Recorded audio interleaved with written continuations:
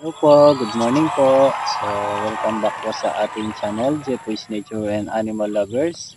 So, for today's video, ayan po, kung mapapansin niyo po, ayan, mga alaga po natin baka. Ngayon, ang topic po natin, sasabihin ko po sa inyo kung paano yung tamang pagbili sa hinain o sa mga dumalaga na minsan, yung mga bumibili po, yung mga baguhan, naloloko. Ang sabi po ng mga nagbebenta, buntis po yung mga binibili nila o ilang buwan na siyang buntis. Pero pagka inalagaan po ng baguhan, wala po palang laman yung tiyan ng nabili niyang baka. Wala pong anak. So, tuturuan ko po kayo kung paano nyo malalaman na buntis po yung bibili ninyong baka. At sure na hindi po kayo maloloko. So, bibigyan ko po kayo ng advice at tutorial. So, stay tuned lang po. A few moments later. So, ayan po at tuturuan ko po kayo kung paano hindi maloko sa pagbili ng baka. Kung sinasabi po ng nagbebenta na buntis yung binibili po ninyo. Kaya, ang gagawin po na nagbebenta ay lalakihan niya po yung presyo. Pero dahil nga po baguhan yung bumibili, hindi po niya alam kung ano yung buntis o hindi buntis sa mga baka. Kaya ito at gagawin ko po ng video kung paano po kayo hindi maloko sa mga bumibili na baguhan. Ito kung mapapansin niyo po ito, dumalaga po ito. Ayan. So yan, buntis na po yan. So paano ko nasabi na buntis na po siya? So ayan, kung mapapansin niyo po yung perta niya. Yung perta po niya hindi na patulis. Ano na po siya, parang medyo maga na po siya. Ayan, kung mapapansin niyo po yung perta niya. Ayan. Ito kapag dumalaga talaga yan, patulis po yan. Wala po itong uka na ito. Tapos yung tiyan niya malaki. Tapos kasi ito dumalaga pa lang, hindi po mapapansin na talagang umbok na yung mga ugat niya, pero nagsisimula na pong umumbok yung ugat niyan sa ilalim ng tiyan. So hindi ko mo maipakita kasi nag-aano yung mga baka, ayan. Yung sa ilalim ng tiyan niya, ayan, nagsisimula ng mag-ano yung niya, umbok yung ugat niya, ayan. Tapos dito yung mga dede niya, ayan, may laylay na po dito, lawit. Lumalaki na ng paunti-unti yung mga dede niya. Si Maki kasi baka magulat po kasi sila. Ayan. Tingnan po natin yung mga dede niya. Mapapansin niyo po. Ayan. Ayan medyo nag-uumbok na po yung mga dede niya. Nagkakaroon na po ng laman. Ayan po yung isang dumalaga na hindi buntis. Ayan. Kung mapapansin niyo po, ayan wala pa pong kaano-ano yung ugat niya. Tapos yung mga dede niya, hindi pa po ganun ka Tapos dito sa perta niya, matulis pa po yan. Ayan Ayan tingnan nyo. Matulis pa po yun dito niya. Hindi po katulad dito na sinasabi ko na yung dito niya parang pauka na. Tingnan nyo dito. Ayan nakauka na. Tapos may lambi na dito. Diba? Ito buntis po ito. Ito hindi naman po buntis yan. Ayan layo po ng diferensya, diba? Ayan diba? So ganyan po.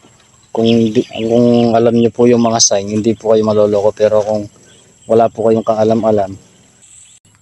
Pero ang tuturo ko po sa inyo para makasigurado po talaga kayo na ang bakang bibili nyo ay buntis. Kasi kung baguhan ka pa lang po, hindi mo makikita dyan sa mga sign na yan.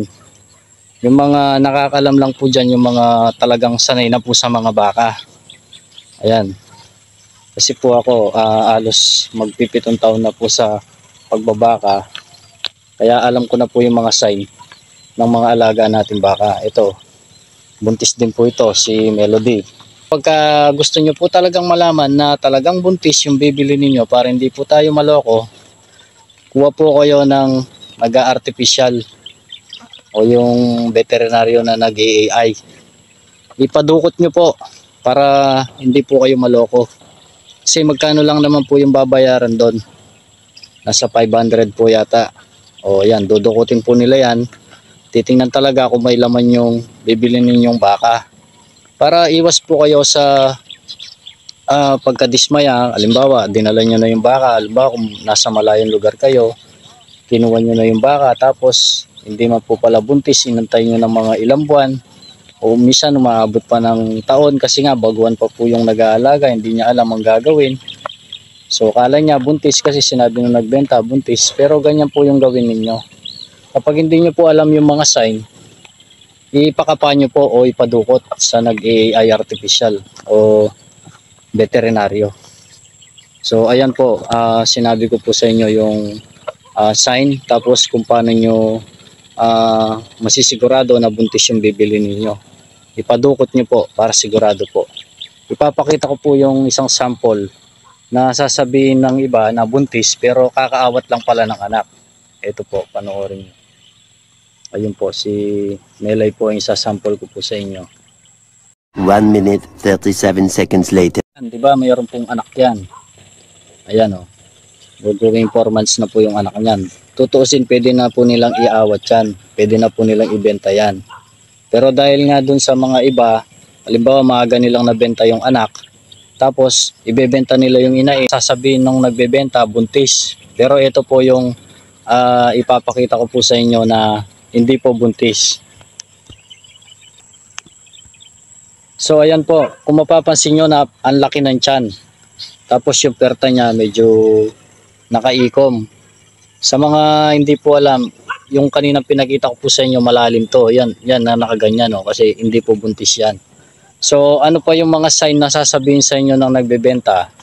Kaya naloloko po yung iba. Sasabihin niya malaki yung tiyan, magana yung ugat, eto magana yung ugat, tapos naumbok na yung dede. Ayan. Sasabihin niya 7 months ng buntis or 8 months kasi nga meron na pong ganyan na ano. Pero ang hindi niyo po alam, yung bumibili kasi baguhan nga po, kala niya talagang buntis pero hindi niya alam. Binenta po pala ng maaga yung anak, tapos ibebenta ulit yung inain, sasabihin na nagbenta na buntis. So wala po akong balak na manira ng mga tao. Ang sinasabi ko lang po yung karanasan ko, kasi gusto ko lang po makatulong sa mga baguhan na hindi po alam ang gagawin kapag bumibili sila ng inahin o dumalagang baka na sabi na nagbebenta ay buntis. So ganyan lang po yung gagawin ninyo. Kung hindi nyo po alam yung mga sign na ganyan, katulad sa mga ugat, sa mga dede, o tapos sa laki ng tiyan, tapos sa puwerta, ang gawin nyo po, ang pinaka the best po na gagawin ninyo, ipakapa nyo po o ipadukot sa nag-artificial. Ayan, yan lang po yung masasabi ko sa inyo na 100% po na hindi kayo maloloko kapag ganun po yung ginawa ninyo. So ganun po yung gawin ninyo. Kuha po kayo ng nag-artificial o nag-AI para malaman nyo po talaga na buntis yung bibili ninyo o hindi.